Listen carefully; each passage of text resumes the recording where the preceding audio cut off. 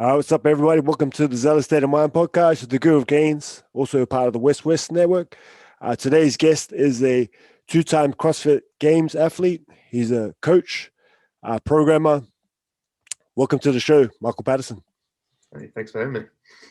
Thanks for coming on, man. Before we get into the training and competition and everything you've done, just give us a little background where you grew up, where you're from, and all that sort of stuff, and then we'll get into all the other stuff as well. Cool, man. I'll start from the very beginning because not a lot of people will know. I'm actually Russian.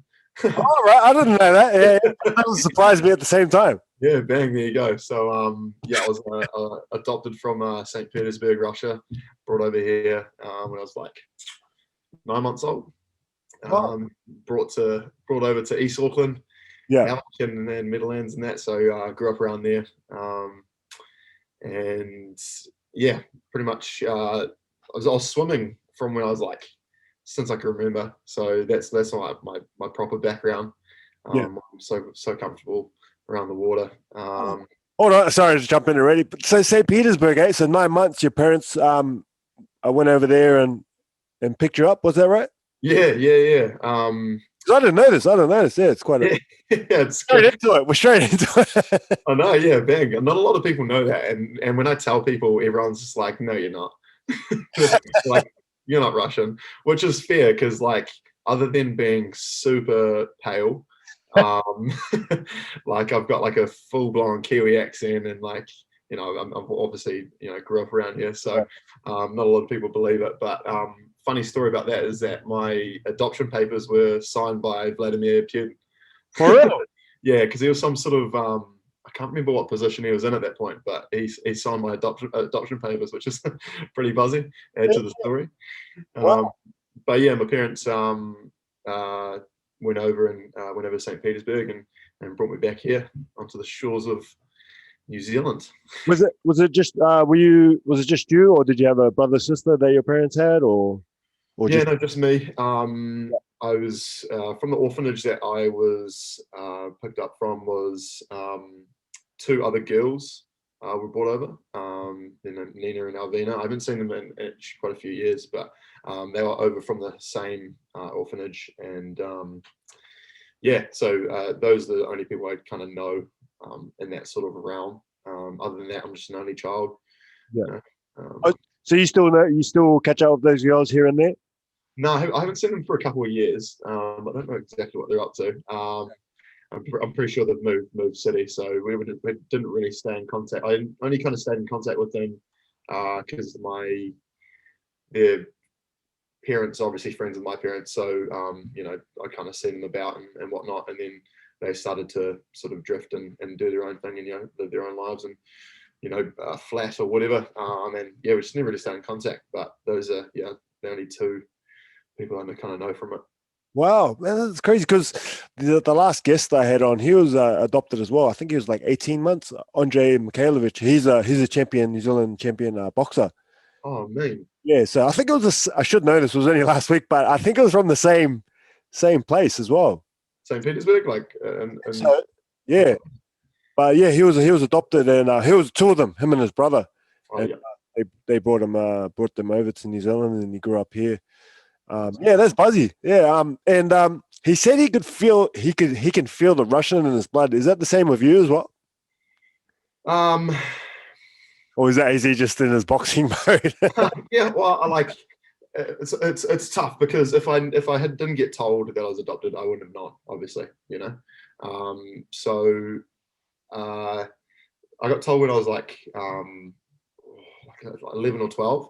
And my parents, like, obviously it's a really big deal for parents, it's a really big process, and it's a tough situation to sort of tell your son who only knows them as the like biological parents, and then to say like, hey, actually you're adopted. It's so I remember like it was yesterday, they sat me down on their bed and was like, hey, we've got some news to tell you, like we're not too sure how you're going to react, and but you're actually adopted from St. Petersburg. And I was like, oh, sweet, cool. I was like, oh man, cool. All right, what are we having for dinner? Like it didn't really faze me. So, so yeah, if I didn't get told, then I mean, everything's leading me to me looking very very Kiwi. So,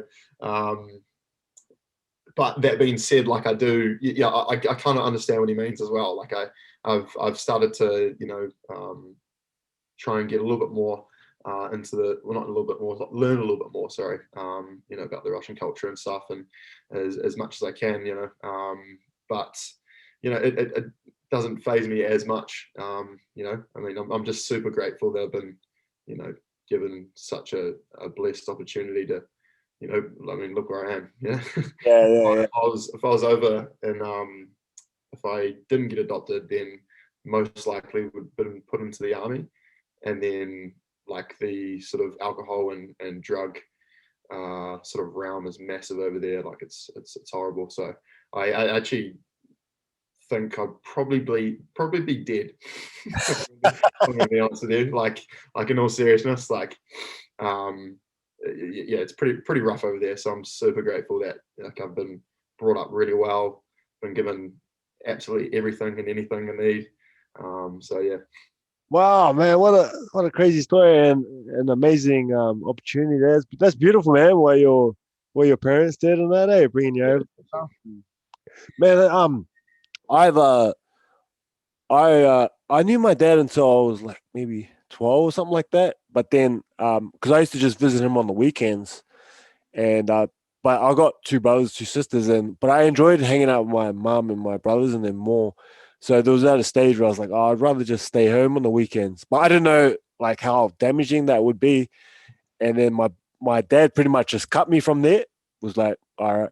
But now that I'm a man, I'm like, oh, I wouldn't mind. It's not like a burning desire, but just catching up because he was always good to me before that. It was just because I was brought up with my siblings. Yeah. But it's. Have you got a desire to go back, not to see your parents, but just to seek out Russia and sort of that sort of stuff? Or now you're happy the way life is, isn't it? Yeah, there's been a couple of times when I'm like there was, I think it would have been around when I was like about 15 or 16. Like I said to my mum, I remember on the latest swimming training, I said to my mum, I was like, I want to go back and I want to see Russia and meet my parents. And I remember she was really upset, like not upset with me, but like she was crying, trying to hide it. She won't admit this, I don't think. But yeah, she was crying, and so I've always kind of I walked around eggshells for a little bit, just because it's. I mean, as much I think she was probably worried that I'd probably want to go there and live there or something, or like just I'm not too sure, but so I kind of walked around eggshells for a little bit, and then I would have been 2017. I was seriously considering going over, and I reached out to Nina, one of the girls, and they did exactly that. They went over and went to see, go meet their parents, and it's quite a process. Like it's you have to get a translator, you have to sort you out. Like you gotta make sure obviously your passports are sorted, the whole 9 yards. So it's a very lengthy process and very expensive one, obviously. So obviously that side is a little bit makes it a little bit tough. But when they went over, I'm not sure if Alvina went over, she's the older sister, but Nina went over definitely. And she went over and met, I can't remember exactly because obviously she told me a few years ago, but she met one of the parents. I think it was her mother, and her father had died from, I think he was an alcoholic. So so he had passed away, and I don't know if it's just her experience, but it just didn't sound great. Like, and the only reason I'll probably go over to see my biological parents is to be like, look what, like, thank you for putting me out for adoption, because like look what I've done. Yeah. I've done this. I've been able to go to this school. Been able to make a living for myself, and just be like, how sweet is this? Yeah. As far as like going to visit the country, yeah, like I'd be keen. I still haven't done like a proper sort of stint overseas or anything. So I mean, that's always on the cards. But Mm. as far as meeting them, it's like I'm about 90% sure they may not be alive, because it's a very poor part of the country. Drugs and alcohol been a big thing as well. So yeah. Yeah, man. Because even me, I don't know, I haven't seen my father since I was like 12, so I'm 34 now. So yeah, I don't know, he could be passed away or whatever, but I'm not sure. And even my siblings, we got different dads. They're not really fussed, but I've seen. I think I can't remember the movie, but I think it was sort of alluding to that sometimes you don't want to really dig up those whole things. You know, I think it made someone worse by digging into it. Yeah, It was better to not go, and but then some people they do, and it does work out. I guess you don't really know, eh? exactly. Yeah, like Nina's experience could be completely different to my sort of Yeah, experience. So yeah. I mean, you almost have to, in that sort of situation, take it with a grain of salt and just be like, look, it's just tapping into a world that could have been, but it's again just an experience, I guess. Yeah, Got to roll with the punches. yeah. Man, I didn't think we'd be going down this route. In a couple of minutes into the conversation. Very good. exclusive content here. That's cool, man. And so you grew up. I remember, training with you a few times. You said you went to St. Kitts and stuff like that. So you got into rugby in that early on. Good segue. Yeah. Good segue. So my first sport was swimming, and I was always a swimmer. Like I did competitive swimming until I was like 16. Same. Oh, what am I trying to say? Club as Rach. She's at HBK. All right. Yeah. She was just obviously a lot better and went to America for it. Not more dedicated than I was. But yeah, I went to St. Kitts and played every sport under the sun. Cricket. So I did swimming, triathlon, cycling, rugby was the main one, obviously. What else? Water polo, big one as well, which was cool. And then, ironically, funny enough, I'm pretty sure first 15 trainings where I've got all my injuries from. Was it? Yeah. I think so. It was the coaches. Don't get me wrong, the coaches were very good. Like really, really, I had a lot of respect for our coaches and stuff. But when it came to gym time, it was a lot of clang and bang rather than technique and stuff and rehab. It's a lot bigger now. So we were talking about before, like with knees over toes guy. Like I wish I just knew an inkling of that. Yeah. For like 8 years ago to prevent these injuries. But played footy. We had a really good season in 2012, undefeated pre to post, which was cool. National champs and for 1A. What position were you in? I was flanker, blindside flanker. Yeah, which was cool. Played first and second that year. But yeah, that was a cool experience. That was my first proper sort of experience with like elite sport. I'd say like we were treated like royalty within the school, which most first 15s are now, like especially in the sort of private schools. The Kings, the Kents and stuff. So. But that was the first time like having like an elite sort of sporting career. Yeah. Was that the era when you guys were accused of importing players and things like that? Because you guys had a crazy run, eh? Was it like 3 or 4? Yeah, well, yeah, it was 20. I think that might have been the year before, and it might have carried on to our year. But I mean, yeah, that was happening around that time, 2011, 2012, because I mean the players that came out of it, you've got Seta, I can't pronounce, I'm not even trying to pronounce his last name, but he played for the All Blacks for a couple of games. Now he's over in like France. You've got Suliasi Vinivalu, who is just a star on the field, played for like the Storm, playing for the Reds at the moment, and so you can see where people are like, hang on, what's going on here? But I mean, it wasn't just us, like people were getting poached left, right, and centre, and I mean, we're accused because of the money and stuff, but it was happening. It was happening everywhere. Me personally, I guess everyone has different views. I think it's all good because it's competition, and you do whatever you got to do as long as it's within boundaries. But like, it gives the kids opportunities. To be in a great program, and they've been able to make careers out of it. It's just like going on a scholarship, for, I don't know, music or art or science or whatever. It's you're in a good environment where you can excel in your sport and make a living out of it, man. I don't, as opposed to going into another school that you play in the second 15 or something, Yeah. and don't get looked at and scouted and all that sort of stuff. I mean, take Sully, for example. He was over in Fiji. He came over in must have been when he was 2010, I think. And now he's one of the biggest, one of the biggest names in, very big name in a rugby league and now Union. Just because he came to St. Kitts and had a star year. I completely, yeah. And then you got to sort of, where does the line in? Because it's do we get salary caps in schools now? And then you've got the likes of schools that can't afford to bring players over. So I can understand it, but it's for the better. Yeah. No, I agree as well. And so just before the rugby, so you did swimming, and do you think that's part of what gave you the work ethic that you have now? Because swimming is such a tough sport, eh? Early mornings, they train nearly every day. What was was that true for you as well? Training 4 or 5 days a week and that sort of thing? Yeah. So my training was Monday to Friday, 6 to 8 p.m. 6 to 8 p.m. Yep. Yeah. 6 days a week. Yeah. 5. Yeah. Monday to Friday, and then usually you'd have some sort of swimming meet on the weekend, every month or so, every 2 months.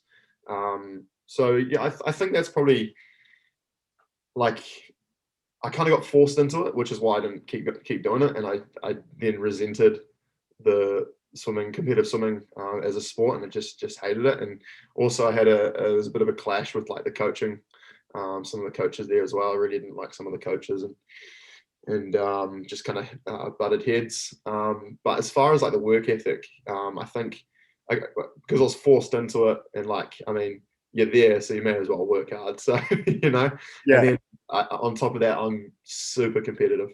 I hate losing. Yeah. I hate losing so much. So add that into it as well. You're not going to go train 10 hours a week on something, 2 hours, almost 2 hours every day, and go and and be rubbish at it. So I think that's what's kind of helped me with not only my aerobic engine for obvious reasons, but yeah, being able to, if I've got a goal, I feel like I'm pretty good at sticking to it and giving it a good nudge. Mm. So yeah, I think the swimming was definitely a help.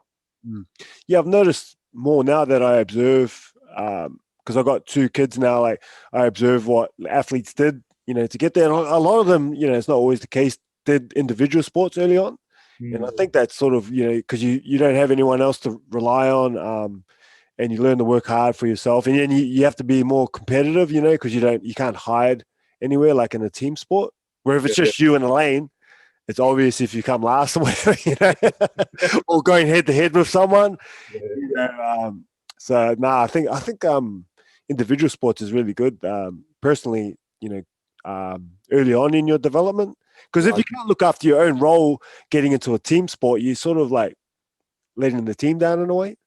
Yeah, exactly. Yeah, I really agree. That's actually a great point. Because I'm massive on the you versus yourself type of sports, which is why I do these stupid ultra marathons and Ironman and stuff, because it's just you. It's you versus you, which is really cool. And then translating that over to a sort of a team sport. You're not only playing for yourself, but you're playing for the others. So if you do your role, then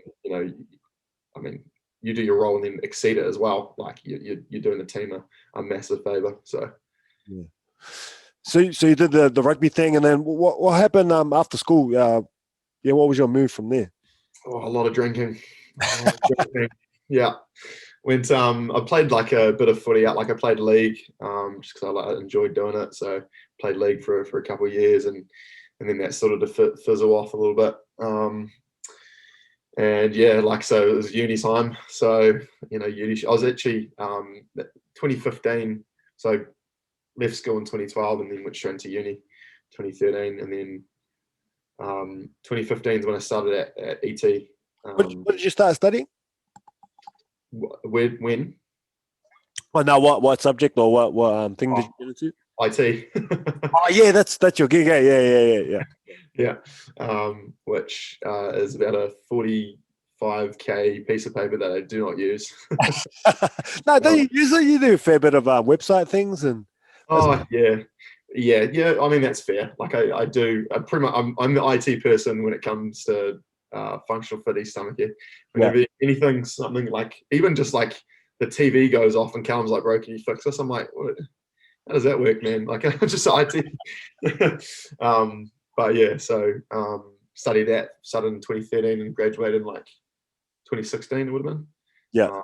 So whilst that, I was quite obviously young, going down to Dunedin and Christchurch for 0 weeks because I studied at MIT, so not a lot going on in Auckland. And then found what was called CrossFit East Tamaki in 2015, in that sort of period, and then kicked on from there. How did you get into it? Did someone invite you, or you were just like getting out of shape, and you're like, "I got to get in shape"? I never really. I mean, this sounds very arrogant. Never really got out of shape. Just because I was just young and quite active anyway. And I was still playing like I was still playing like social water polo. So I mean that keeps you on your toes and just playing sports here and there. But my best mate from school, he in 20. This must have been 2013 or maybe it was 2014. Regardless, the 2012 games were on ESPN, and he's like, "Bro, you got to come see this. You got to come watch this. This is unreal." And I went over to his place, and we were like watching it, and it was the sled push rope climb event, like the NFL sort of sled push and rope climb event. We're watching it. I was like, "Oh, I could give that a nudge. I could do that." Just like an arrogant, cocky, 20-something-year-old looking at that. Yeah, no, that looks easy. These like beefed up dudes. I'm like this scrawny little skinny triathlete. So yeah, kind of that's how that was my first ever interaction with CrossFit, was watching the games, and I think it was 2013. And then I joined. I was like, I have to join a gym, and then I joined CrossFit East Auckland in 2014 and was there for a year. Yeah, all right. I didn't know you started there. Yeah, so it was literally down. So I was living with my parents at the time, and it was literally down the road, like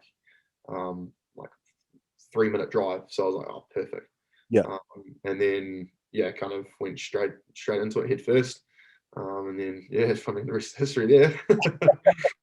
So you did a year, and then you were like trying to get into competitions and that straight away, or you were like, "Oh, I'm gonna do a year or so." But yeah, what was your deal with that? Yeah, so I was at EA and I met Jared Matthews, who's been in the game for a while, and I pretty much he kind of took me under his wing because I wanted to be competitive, and I was progressing quite quickly, and but with some things like really weird. I ring muscle up. I just jumped on the rings and I got one like straight away. Wow. Bar muscle up took me 6 months to get. True. Yeah, 6 months to get. And the first bar muscle I got was at Shelley Park Primary School when I was by myself just practicing. And I was just giving it a go on the old monkey bars and on the side. And that was I've still got like a photo or like a video of it. It's so wow. Yeah. So I was progressing. Throwback Thursday there. What's that? Little throwback Thursday there. Yeah, bloody hell. Some time ago. It was the EA and Jerry Matthews took me under his wing, and I just started, just getting into it basically, and just wanted to compete in any sort of competition I could. And then found that the competitive level at EA, I was getting up to the top of sort of that sort of community. I was like, well, I kind of want to progress and do a little bit better. So I genuinely can't even remember how I fell on ET, but I somehow managed to find this gym and did a free trial here, and then I just started training with the boys at like 1, because obviously I was a uni student, I wasn't doing anything. Yeah. So I started training with them and just started learning a little bit more about mechanics a little bit better, like squat mechanics, and just getting pointers from some of the best in the country best in the country, which was quite cool. Who took you through your first class or first few sessions? At EA. Yeah. Mm-hmm. Oh no, at East Tamaki. I can't remember the intro class, but I just kind of hung out with Zach and Callum. All right. Basically, because they were training during the day. Oh, and Richie was about as well. And yeah, just started jumping in with them. And they were getting straight into you, or what? What's that, sorry? They ripping straight into you, or do they let you ease in a bit? Yeah, I mean, it's pretty. So what you get now is what you got back then, but they had a little bit more, more. I don't know how to say it without sounding like a dick. Arrogance, I guess. Which was, yeah, but I mean, like, if you can give it out, you can take it. So it's no dramas. It's a young testosterone filled place. Yeah. A lot going on. A lot of slamming of barbells, lifting heavy weight. What was your thing like growing up? Did you have a thing like I wanted to be a rugby player, or you were sort of wasn't too fast? Like, they asked you when you were a little kid what you want to be when you grow up. Was there anything, or nah, it was crazy? Yeah, pretty cruisy. Like, I mean, rugby was. I've always played rugby when I was younger and growing up, and I wasn't like that good. Like, I was in a team like the Kents team that I was in. You got Sully Sione Mafaleo, who's like the prop for the Chiefs. Who else do we have? With Blake Gibson, TJ Farney, Sam Knock. Like, I could literally list the whole team. They're basically all playing either semi-professional or professional rugby at the moment. So, yeah, like I just couldn't see me progressing in that, and so I kind of just knocked that on the head and started playing just because I enjoyed it. But other than that, no, I've always been like just kind of searching for stuff to do. Like, I haven't really. When I found CrossFit, I was like, actually, it was pretty early on. As soon as I saw the CrossFit Games, I was like, I want to go there. My thing that like sort of like was lighting the fire was having my name on the shorts. Yeah. The name's like, I was like, I want that.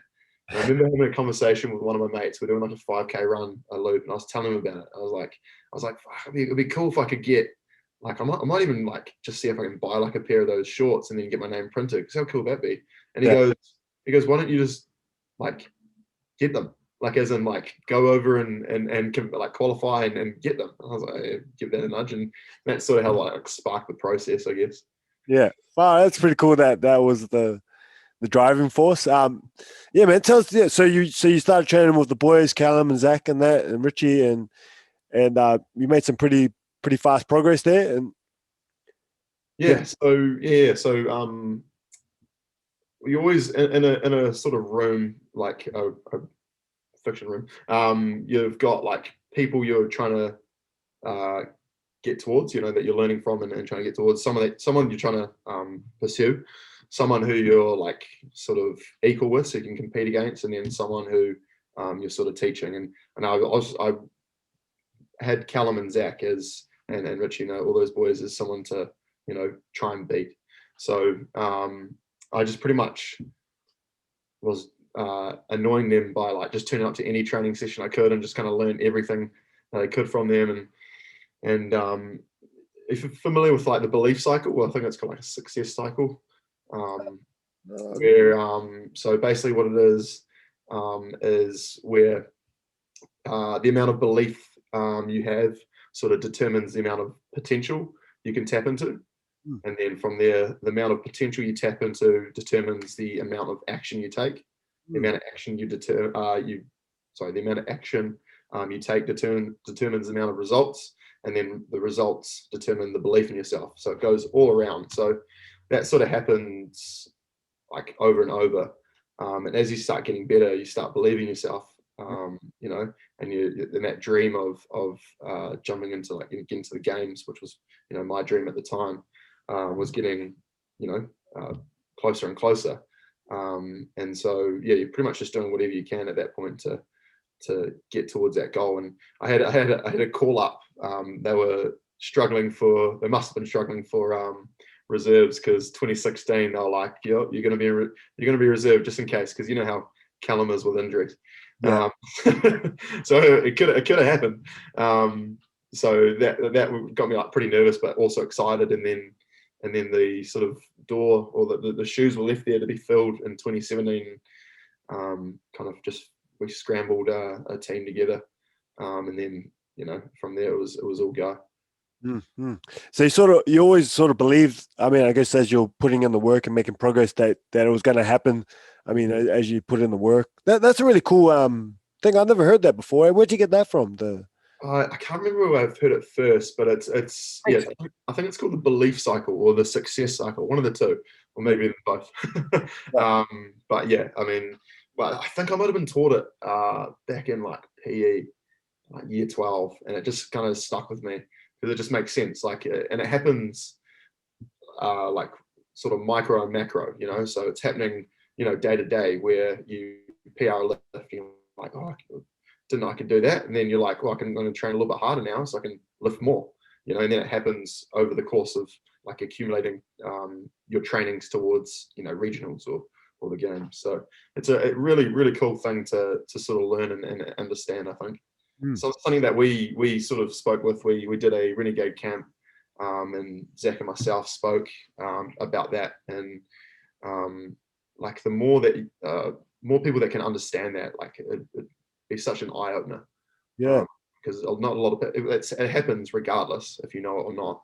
But if you can start to understand that, then and put it into your training, it'd be massive. That's awesome. Yeah, I really like that.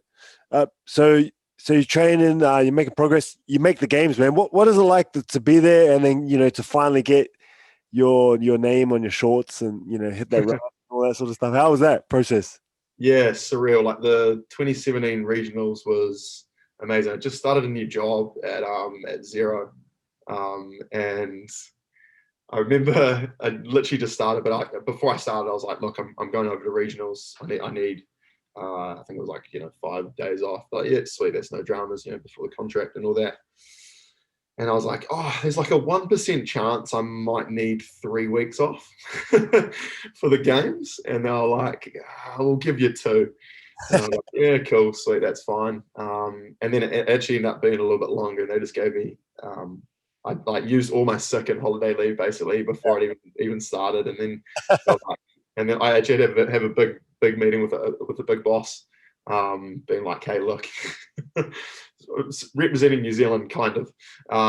So the qualifying was like surreal. It was like I've got a photo where we took an event win on the weekend, and I'm like literally screaming. There's a photo of me like yelling at the top of my lungs just from excitement.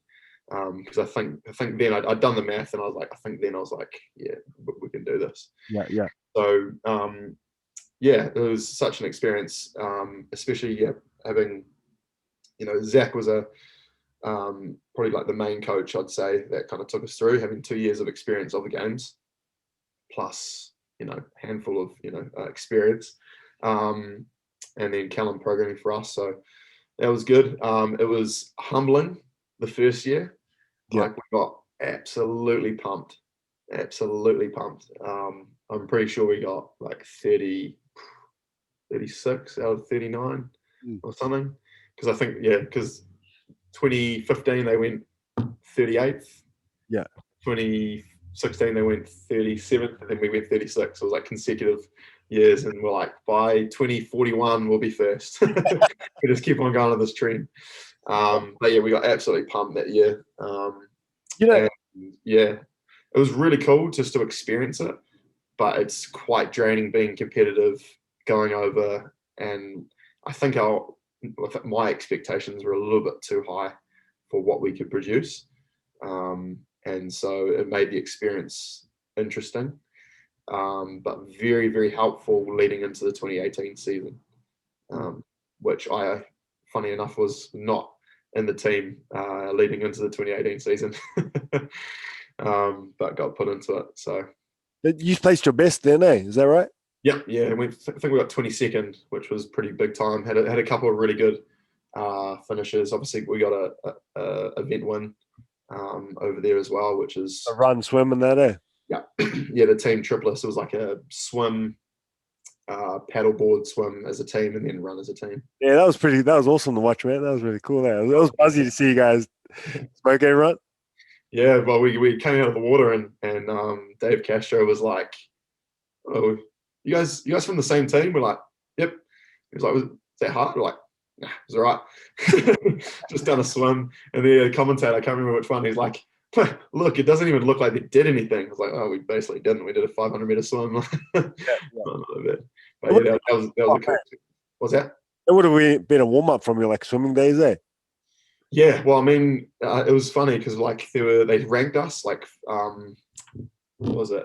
They ranked us, so the top 10 teams were in front, and then the next 10 were behind. So many people were scared of that swim, just like Americans that just they aren't brought up with swimming and stuff. Like some people haven't even seen like a beach or anything like that. It's just unreal. I cannot fathom that. So we were like at the back, and they were like, "Do you want to go in front of us?" We're like, "Yeah, yeah, we do. Cheers." And yeah, that was one of the coolest experiences from the games for sure. You just got prize money for that as well for taking. Oh, No. they start that later for event wins. Yeah, well, I don't even know if they do it for teams. Oh, just individual. Yeah. Indies they definitely do. I don't think they do it for teams. Right. I guess that's a lot for them to fork out for every. Yeah, I mean, it would have been cool, but no winner. So your expectation was a bit higher, was it? Or yeah, what were you expecting? Right. Yeah. What were you? Not to get last in basically every bloody workout. No, I don't know. It was just I felt like an absolute novice. Yeah. Like went over there, and it doesn't really matter. Like size doesn't really matter in CrossFit. Like I mean, of course, obviously the indies are like super jacked and stuff, but like everyone's short over there. Yeah. Everyone's super short and stuff, and so it's not really intimidating in that sense. But like the skill level, the amount of volume people can do over there it's unreal. Like it's just like Australasia. I mean, obviously you've got like some people coming up that are really good, and the people who usually go over there do pretty well. And you got like the likes of like Jay Crouch coming through, who's going to be a superstar, and you got Tia, who's just unreal. But she's over in America now, and she's been training over in America for some time, and that's when she's got super good. So I mean, but yeah, like as like a small Kiwi team, it was intimidating in that sense. Not necessarily looking at people, but like just feeling like children. Yeah. But like for us guys and girls that are competitive, you still made it there because obviously I wanted to get to the games, and there's a bunch of us other guys that competed and compete locally that would love to be at the games. There's still that aspect of just being there was pretty cool as well, even though it was disappointing in some aspects. Yeah. You, with something like that, you really have to enjoy it. Like if you have to take everything in, and hindsight's a lovely thing. So reflecting, you look at parts and you're like, I wish I kind of was just a little bit more cruisy. Like there was one event where I literally screamed at Rach. Yeah. Like, what are you doing? Like just giving her the big ones. Like, yeah. And I can't even remember why, and neither of us would probably know why. But like it was just unnecessary, like stuff like that. And that's why the 2018 season was so good, is that we had that experience, but we knew that how to adjust our expectations and the mindset leading into things was a lot better and stuff. And 2018 was I think that experience with that, and was a little better. Well, what does it take? What is the week roughly? I know it would have changed from season to season roughly, but what does it take, say, someone aspiring to make the games? Maybe they have been for a while, or they're new to CrossFit. What does a week roughly look like in terms of training, mindset and nutrition and that sort of stuff? I guess, yeah. So, would this be for like, would you say someone who's looking just to give it a nudge and? Yeah, someone who's competitive, they want to make the game, like they see like you there, maybe they watch the games or regionals, like, man, I'd like to get there. Or even like someone who's been in the game a few years, they've been trying to get there, but they don't fully understand what it takes to get there. They've been doing some stuff, but it's like, what does it actually take since you've been there a couple of times? Yeah, well, what I was talking about before, the three people in the room, someone to chase, someone to compete against, and then someone to teach, is like a really good start, because first of all, you need to see if you have those three people in your room who you associate with, right? If you're at a gym, or if you're at wherever you are, and you're the best, and you're at this like level, like a medium level when it comes to like competing and stuff, you need to probably have a think about either who you're training with, or like some, like maybe even the programming or something like that. So that's probably a good start. And then also look who you're competing against. If you're competing against a really good intermediate low level RX athlete, you're never gonna be doing well in the RX realm. So I think association is massive with anything. Like that's probably the first kind of step. It was like when I was in EA, and I moved to, I was East Auckland, and I moved to East Tamaki, for that exact reason. So Sometimes, number one thing would be training environment. yeah, training environment, and association, making sure you got the right team. I think would probably be the big thing. And then like it's not hard to succeed at anything. You just got to put time and work ethic into it. It's like it just starts with daily small habits.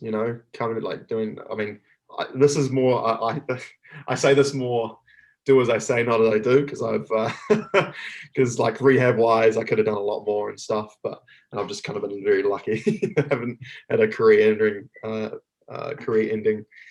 injury, but like small habits. Like I remember when we were training, like there was expectations as a team. We've got trainings that you have to do. The program's been put there for a reason, like trusting the process, all that type of vibe. But it starts with just daily habits. Are you doing what you can to reach your goal? It's maybe like 2-3 hours a day, I guess, with training and recovery and everything around it. Yeah, I guess so. Like, it doesn't need to be a long session to be a good session. If you put in the intensity and get the right intent out of the workout, and that's usually from in the coach's notes, or they tell you how they want you to tackle a workout, then that's what you got to do. And obviously, like it also matters, like listening to your body and stuff. Like if you can't train, you can't always be at 100%. So sometimes you need to take that extra rest day, or throw on an active recovery day. But yeah, when we were training, it was 5 days a week. We trained, what was it?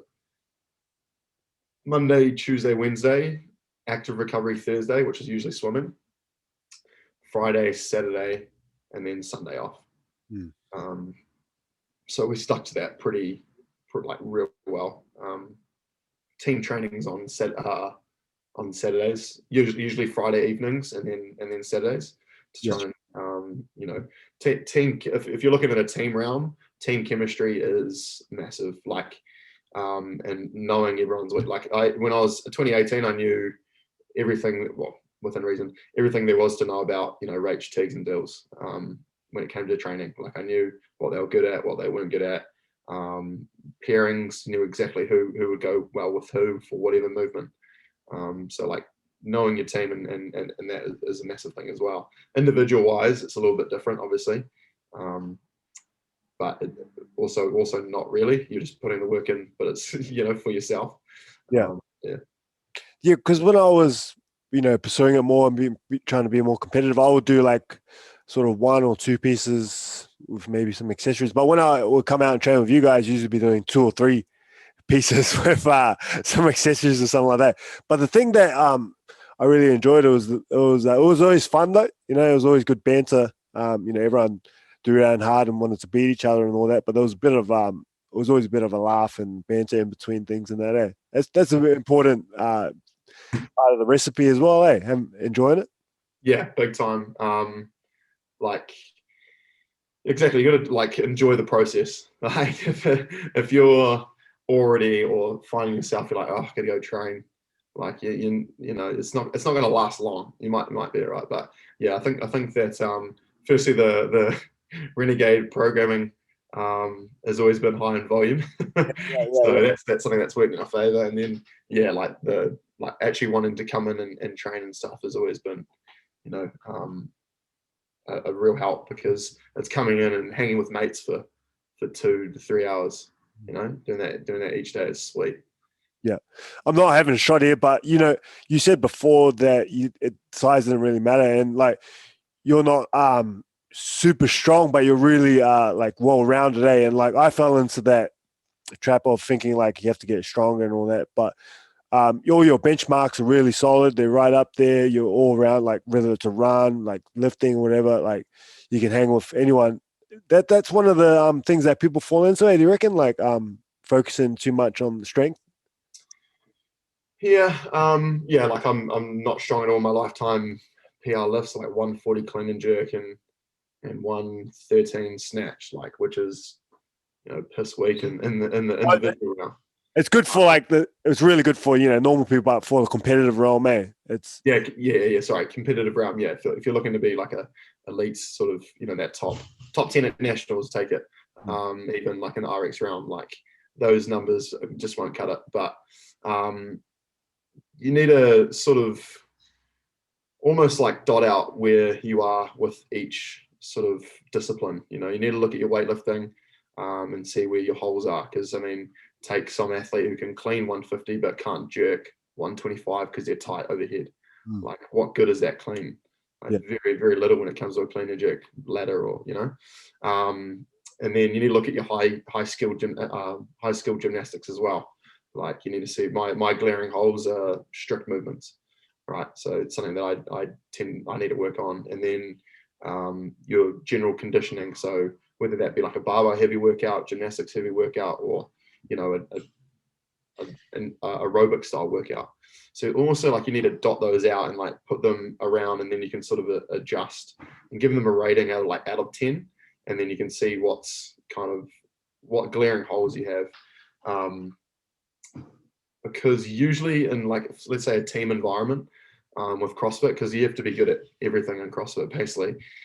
Jack of all trades, master of none. But you can usually in a team, you're looking to not fill those holes, but like find some help with team members, which is what I've done whenever we've like looked for team members and stuff, which is why Tigs and Dills were a good fit when Rach and myself were there. Like, we all sort of molded quite well, and complemented each other really well. Yeah.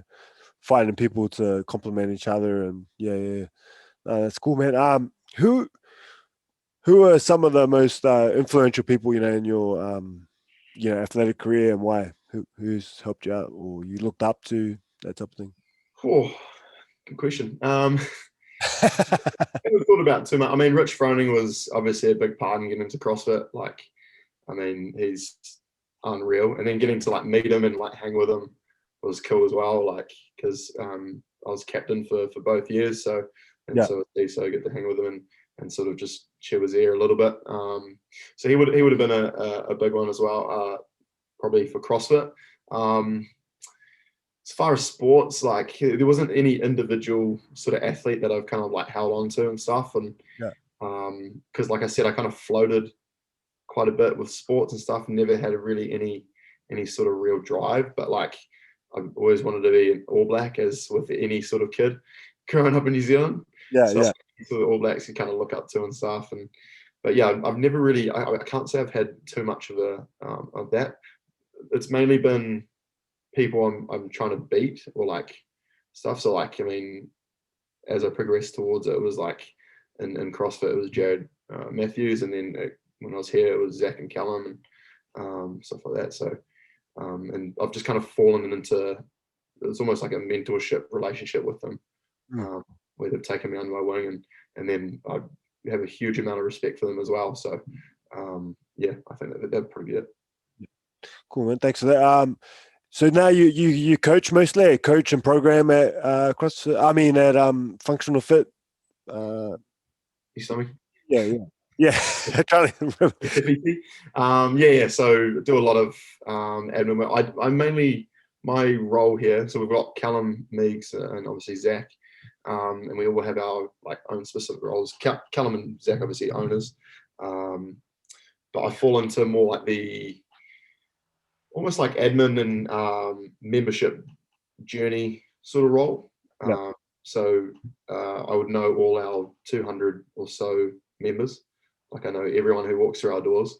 And yeah, coach, PT, do some nutrition coaching as well. And then also, yeah, program on top of that. So again, jack of all trades, master of none, really. Pastoral care. Yeah. Make sure they're happy in that. Yeah, exactly. Yeah, pretty much. Make sure everyone's, just got to be dotting the I's, crossing the T's type thing. So, yeah. So that's So you found like your I guess your passion, coaching and all that sort of stuff. You got some projects on going on at the moment, or no? You're pretty happy with how things are rolling along? Yeah, just kind of rolling along at the moment. Nothing in the woodwork as much. The only thing, it's all revolved around the gym really. Also live upstairs with Zach and his fiance, so I pretty much see these four walls bloody every single day, 24/7, 365. But yeah, it's mainly just helping the gym develop and be the best in the country, which we're right up there. So that's pretty much it at the minute. Yeah. We're seeing so many people coming in and out every day, and the coaching and PTing and all these different things. What are some things people missing that maybe they don't quite understand, or are missing that could help them? I guess with training, mostly it's, I guess, aesthetic at first, and then I guess there's a lot of things, but that's probably a common one. They help them with their weight loss or body sort of goals, and then performance. What are people missing that they're not really like focusing on? That they're missing, that you see. With as far as it goes, as far as like gen pop, like general population people coming through, something that we do quite well with our intros. Like a free trial here is like we'll get you in. If you've never done CrossFit before, then we'll have like a half an hour sit down session and just get to know you a little bit more, explain like the program, etc. And it's a good opportunity to understand their wants and needs. So, what's your main goal? I want to lose weight. So, well, why do you want to lose weight? Because I want to I'm at XYZ, I want to get down to there. It's like, why do you want to get down to that target weight?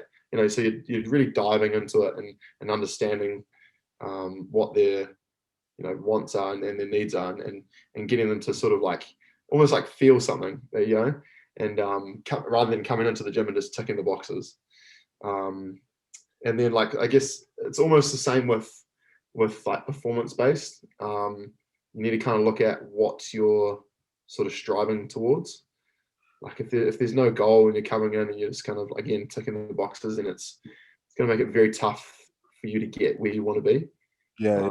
And that's something that I actually myself struggle with. Like I didn't compete for the last. I haven't competed for some time now. I said I wasn't going to compete this year, but then my competitive side's come back out, so I'm doing team nationals and Indy Nats now. So, but like I didn't have any sort of goal, and I was like I wasn't even training for like weeks. I just kind of just working and then like coaching and stuff, and I was just kind of floating about, like pottering about, and I was like I want to get a little bit stronger, but like can't really be bothered. Like there's nothing I'm like, why I don't really know why I want to get stronger. So then I've just given myself like sort of target goals along the way to sort of strive towards. So that's kind of why also I used like triathlon as well, because I was like, I don't really want to do CrossFit. I'm injured. I want to give my body a rest, but I'm competitive and I want to do something. So I was like, I enjoy triathlon. So setting myself like sort of goals and understanding why I want to do stuff is a really good thing. And it kind of goes back onto that sort of belief cycle as well. It's like, if you can believe in yourself, you're going to take action, etc. Like, there's your potential's there as well. So I think as lame and cliche it is, like goal setting is definitely something to have in mind. And then also on top of that, once you know your goal, sort of visualization and seeing yourself achieve that goal is super good. Something that I'm really into at the moment is sort of self-affirmation and positive self-talk and stuff, and that stuff really does work. is ready for it. So it definitely helps in sort of the elite sporting realm as well. Yeah, yeah. So like finding that underlying why, that goal, and that's going to drive you when you're tired or don't feel like it. And yeah, yeah. when it's bloody 5:30 a.m., it's raining outside, it's cold winter's day, you're in bed, alarm's going off. You can either choose to press snooze, or you can get up and attack it. So that drive is super important. Yeah. The Steinlager thing. The hey, any progress in that or what? Nah, man, they don't even respond to any of my stories, man. It's lame. Yeah, Sponsorship. Yeah, I'm sure you've been driving heaps of traffic there. Surely, I rep them like so much, man. My best mate's dad loves it, so he gets around it. We've got the full kit. Absolutely love it. But I thought like that photo they had at what was it, Gold Coast? I thought they'll get a bit of heat, but absolutely nothing from them. Yeah, the disrespect, man. It's almost, if it wasn't such a great drop, I'd drop them. You dropped the clean and jerk one. That was a good one. Yeah. That was me.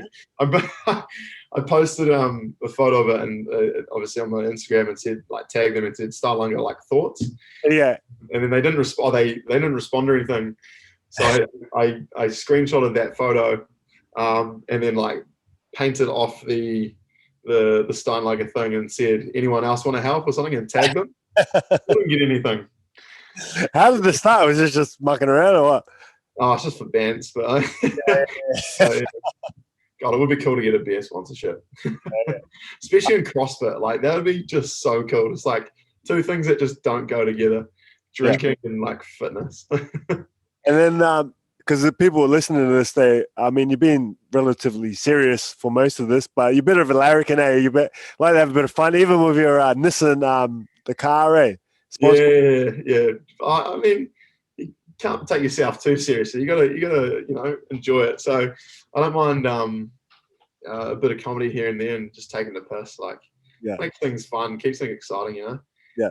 Especially like the environment we've got here at ET. Like, you're never not cracking a joke or taking the piss out of someone. So No, I feel like you have a good balance. You train hard, get things done and that, but you also have a good time as well. People sometimes think that they have to sacrifice everything, but no, you love to have a beer and have a good time and stuff.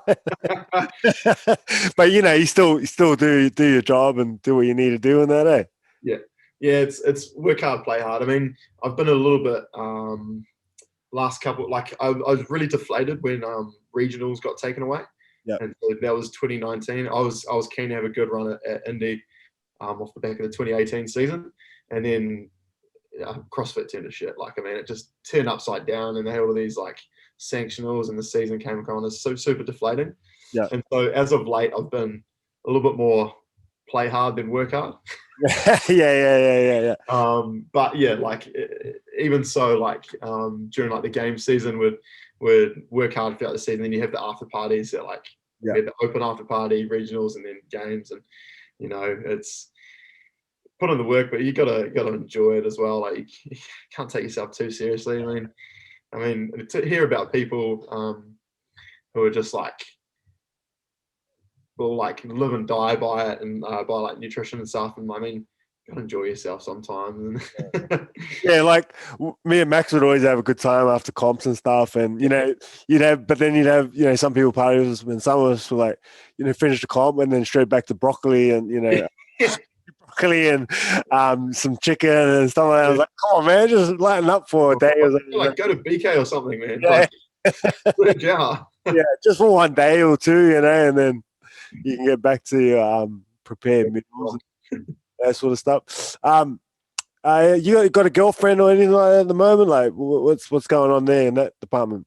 Yeah, got a girlfriend, pretty fresh, like about 8 months in. Yeah. I was just kind of floating about before then. Obviously, lockdown happened, so not a lot was going on there. But yeah, got on the spot. Yeah. Yeah, I wasn't expecting that, to be honest. Yeah. Has that helped training or not? Or not? Like, yeah, like she's she doesn't do CrossFit. She does her like kind of own thing.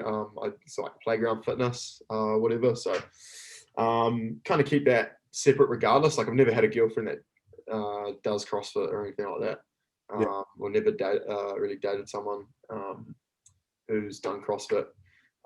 Kind of keep it separate just for me, just because like maybe like if she was keen to learn, like for sure, like keen to get into it, but I'm not gonna be like pushy and stuff. And she's just super supportive, like regardless of what I do. She's just super supportive and just like my number one fan. So that's always going to help. It's always really cool to have a supporter there. Yeah. So, man, before we get into the final few questions, any what's your fitness goal at the moment? I know you've had an injury, but beyond that, well, what are some of the things you're looking to achieve? I know because you've hit some great stuff. Well, what is on the cards? Win Team Nats again. Won it last year, so cool to go back to back. Gonna be a tough year this year, but I'll give it a good nudge.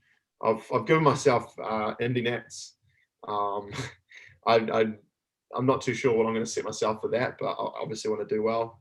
And there's a lot of big names in there now, so I think it's going to be about 42 or 48 RX competitors this year, so be a big field.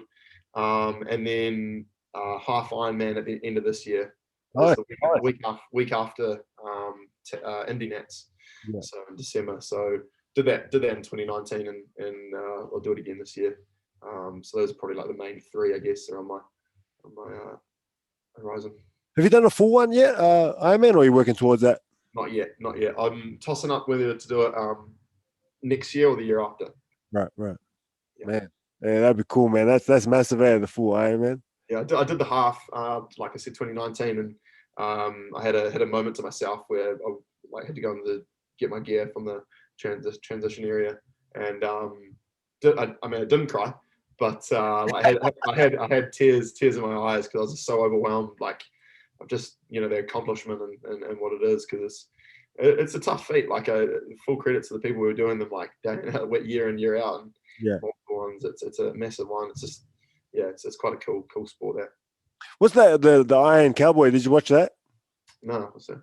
He does like Ironman a day for 30 days or something. Oh yes, no, I have heard of him. Yeah. There's some absolute beasts out there. There's a guy called Nick Bear as well. Who did one. He's like super jacked. Dude who's done it, and he's super quick. But there's a couple of freaks out there that are just absolute specimens. I think he's done it recently. I don't know if he's done it or he's doing it. I think he was doing 50 days or something. He's trying to exceed the 30-day thing. Super aggressive. And then, sorry, one more thing is just the local comps. I've been, over the years, you guys won a bunch of them. How's the old prize money stacking? You guys, every time we go to a comp, I'm like, you guys are taking it out. Someone from East Tamaki, yeah. We've had a good run. Yeah. But usually that sort of the coin just goes on the tab, and so beers are flowing. Yeah. On the tab and keep the beers flowing. Yeah, nice. So, man, greatest lesson that your parents have taught you, so your mum and your dad. Always look after the ones close to you. So like best mates and your close knit circle. Mum's always been like a really good host and always like looked after obviously me and then like my friends, and that's something that I've taken as well. Like look after that close group, because without them you'd be bugger all. Book something you've read that's made a big impact on your life?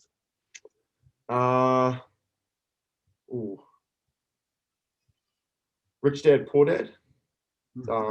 Robert Kiyosaki's book, very, very interesting book, more about like kind of sort of like the business and financial side of things, but been a real eye opener for like career development and also personal development. Like something that I've tapped into is sort of growing me.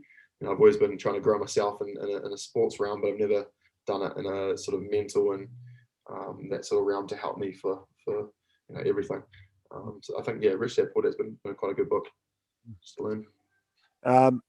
If you could put a message on a billboard that everyone's going to see on the way to wherever they're going, what message would you put on the billboard?